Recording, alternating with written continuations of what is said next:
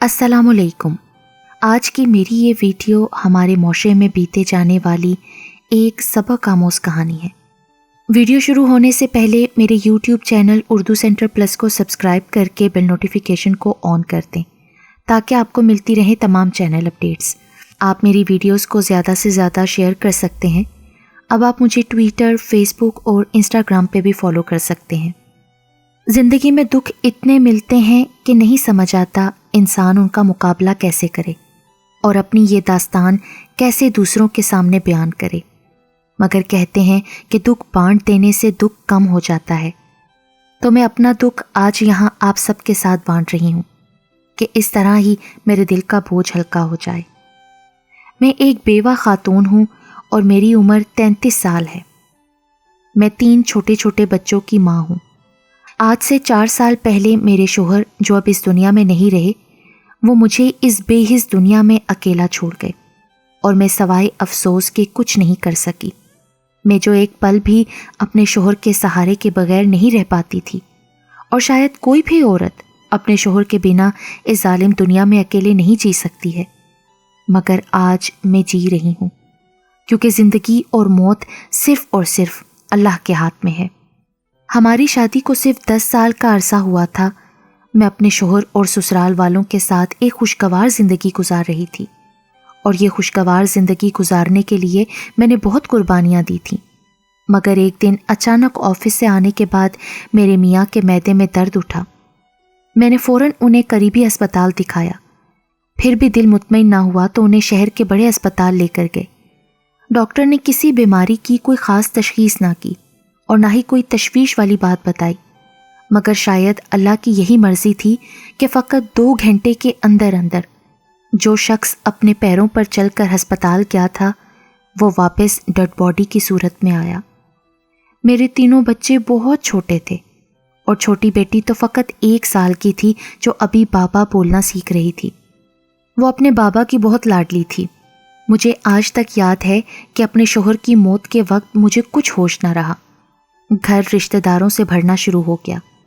جو بھی لوگ آتے انہیں یقین نہ آتا، کل ہی تو انہیں دیکھا تھا، بھلے چنگے تھے، میرے ساتھ ہی تو سارا دن آفس میں تھے۔ لوگوں کی بے یقین آوازیں میرے کانوں میں پڑ رہی تھیں۔ مجھے اس وقت کچھ سمجھ نہیں آ رہا تھا۔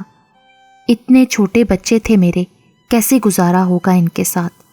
مگر وقت کا کام ہوتا ہے گزرنا، اور یہ ظالم وقت گزر ہی جاتا ہے، چاہے اچھا ہو یا برا۔ میرے شوہر، میں ان کا ذکر ہمیشہ اچھے الفاظ میں ہی کرتی ہوں۔ اللہ انہیں جنت نصیب کرے۔ انتہائی شریف اور سیدھے سادے انسان تھے۔ سارا حلقہ احباب ان کے بارے میں ہمیشہ اچھی رائے ہی دیتا تھا۔ ہماری 10 سالہ شادی شدہ زندگی میں ہماری کبھی لڑائی نہیں ہوئی۔ اس کی وجہ یہی تھی کہ میرے شوہر ہمیشہ ہر بات مان لیتے تھے، کبھی بحث نہیں کرتے تھے، وقت کے بہت پابند تھے اور کبھی کام سے چھٹی نہیں کرتے تھے۔ بہت محنتی اور رزق حلال کمانے والے انسان تھے، جبھی تو اللہ نے انہیں بہت زیادہ باعزت مقام دیا تھا۔ جب میری شادی ہوئی تھی تب میرے شوہر کی تنخواہ اتنی زیادہ نہ تھی، مگر ان کی محنت اور لگن کے باعث وہ اسی فیکٹری کے مینیجر کی سیٹ پر پہنچ گئے تھے۔ ان کی تنخواہ بھی اسی لحاظ سے زیادہ ہو گئی تھی، لیکن پھر بھی کبھی انہوں نے فضول خرچی نہیں کی تھی۔ جب بہت سے ورکرز ان کے انڈر کام کرنے لگے تو وہ ان سب کا بہت خیال رکھتے تھے۔ اکثر میں چڑھ کر کہتی تھی کہ اتنی محنت کے باوجود بھی ہماری بہت سی خواہشیں پوری نہیں ہو پاتی۔ آپ کی فیکٹری کے ورکرز کی بیگمات کے کپڑے مجھ سے زیادہ ہی ہوں گے، اور وہ جواب میں کہتے تھے کہ جتنی میری تنخواہ ہے اس میں روز تمہارے لیے کپڑے لا سکتا ہوں، مگر جب ہمارے پاس اچھے کپڑے موجود ہیں تو مزید لے کے اسراف کرنے کا فائدہ؟ بہترین نہیں کہ ہم یہ پیسے کسی غریب کی مدد کے لیے دے دیں؟ اگلے جہاں میں بھی تو جانا ہے نا، وہاں بھی حساب دینا ہے۔ میں نہیں چاہتا کہ میں آخرت میں تم لوگوں کے لیے اور اپنے لیے مشکلات کھڑی کروں۔ مجھے یاد ہے کہ جب بھی گاڑی میں بیٹھتے تھے تو قرآن پاک کی تلاوت اور ترجمہ لگا دیتے تھے۔ اس دن جب وہ آخری دفعہ میرے ساتھ ہسپتال جا رہے تھے، جب بھی انہوں نے سورہ رحمان لگا دی تھی اور ہم خاموشی سے سن رہے تھے۔ راستے میں نے 2-3 بار پوچھا کہ طبیعت کیسی ہے تو کہنے لگے بہتر ہے، اور پھر وہ خاموش ہو گئے۔ ہم جوائنٹ فیملی میں رہتے تھے، مگر آج تک کوئی مسئلہ نہیں ہوا تھا، اور اس میں زیادہ تر ہاتھ میرے شوہر ہی کا تھا، کیونکہ اپنے بہن بھائیوں میں بڑا ہونے کے ناطے وہ سب سے بہت محبت کرتے تھے اور شفقت سے پیش آتے تھے۔ غرض اتنی باتیں ہیں نا میرے شوہر کی کہ شروع کروں تو ختم کرنے کا دل ہی نہیں چاہتا۔ نہیں سمجھ آتا کہ کیا بتاؤں اور کیا نہ بتاؤں۔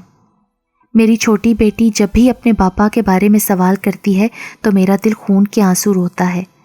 اس دن جب میری بڑی بیٹی روتی ہوئی اسکول سے گھر واپس آئی کہ بچوں کے بابا اسپورٹس ڈے پر آئے تھے مگر اس کے بابا کیوں نہیں آئے، کیا وہ اس سے پیار نہیں کرتے، تو یہ بات سن کر میرا کلیجہ منہ کو آ گیا۔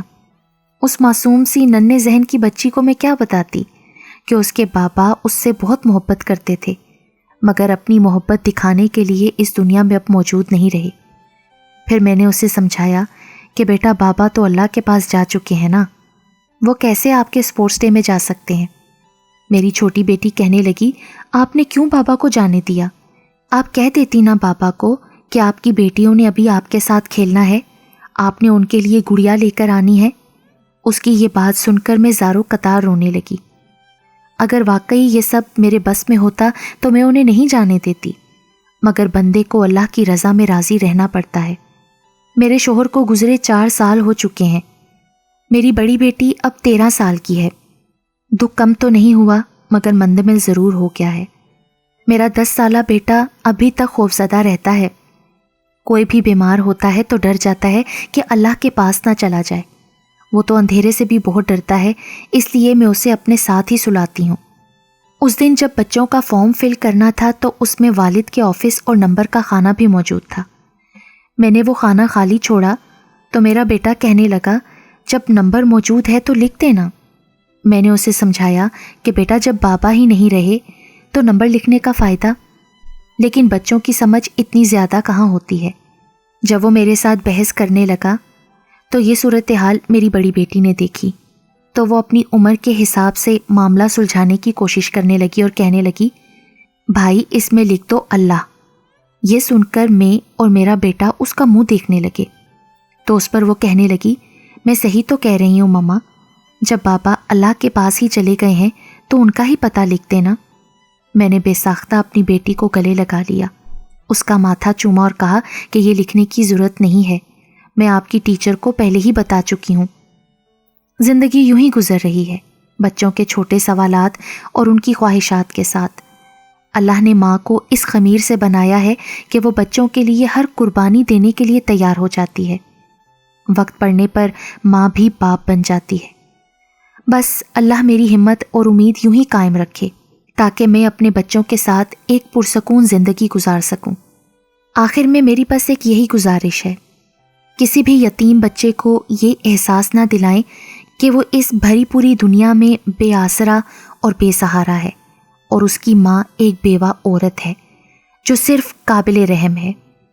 یہ اللہ تعالیٰ کے فیصلے ہیں اور اس کے ساتھ ہمیں اپنے آس پاس موجود ضرورت مندوں، بیواؤں اور محتاجوں کو بھی عزت کے ساتھ زندگی کی گاڑی چلانے میں مدد بھی کرنی چاہیے، کیونکہ کوئی انسان یہ نہیں جانتا کہ کب اس کی خوشیوں بھری زندگی کا پلڑا پلٹ جائے۔